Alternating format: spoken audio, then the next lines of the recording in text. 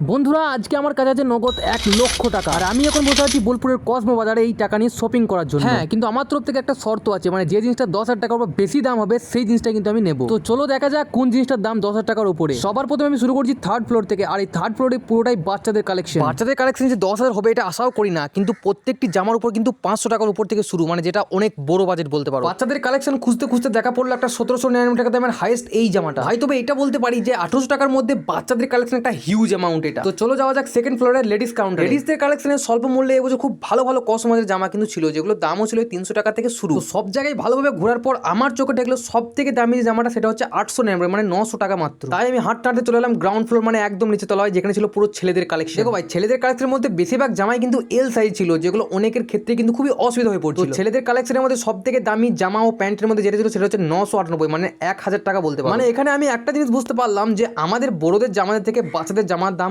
অনেক অনেক বেশি। হ্যাঁ, তবে আমার টার্গেট ছিল 9,999 টাকায় কোনো জিনিসের দাম হলে সেটাই কিনবো, কিন্তু না, সেটা আর পেলাম না। তাই মনে দুঃখ এবং হাতে ঝুলা নিয়ে বেরিয়ে পড়লাম কসমো বাজার থেকে। বন্ধুরা তোমরা এবার কোন বাজারের কালেকশন জানতে চাও অবশ্যই আমাকে কমেন্ট করে জানিও।